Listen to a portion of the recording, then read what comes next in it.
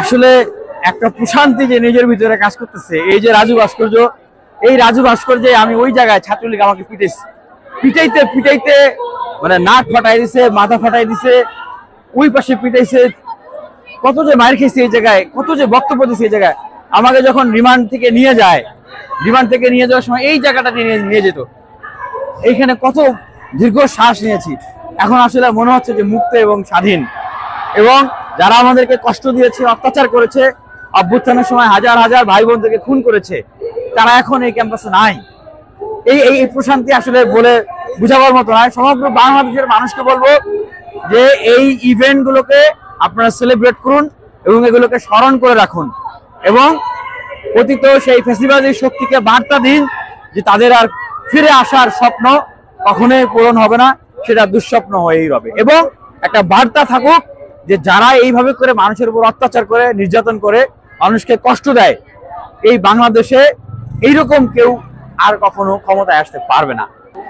আমরা যদি ঘুমিয়ে যাই তাহলে তো ফেস্টিভ্যাল তৈরি হবেই। যেই গানটা একটু আগে শুনলেন যে বাংলা মায়ের সন্তানেরা আমরা হারবো না, আমরা ঘুমাই নাই, তো আমরা ঘুমাই নাই। দেখেন আজকে হাজার হাজার শিক্ষার্থীরা এখানে আসছে, সেলিব্রেট করতেছে, উদযাপন করতেছে। আমরা তো ঘুমাই নাই, আমরা বেঁচে আছি, জেগে আছি। আমরা নতুন করে আর কোনো ফেস্টিভ্যাল কাউকে আসতে দেবো না। এটা বলবো যে ওনার যে উদ্যত কথা, উদ্যত বক্তব্য, এটাই তো আসলে ওনার পতনকে আরো কাছায় নিয়ে আসছে।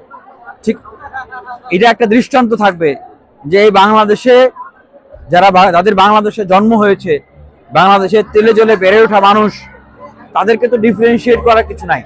বাংলাদেশের স্বাধীনতা সার্বভৌমত্বকে ধারণ করে, লালন করে, তারা সবাই বাংলাদেশের সন্তান, এই বাংলাদেশের মানুষ। তাদেরকে কোনো ধরনের বৈষম্য করা, এটা করা যাবে না।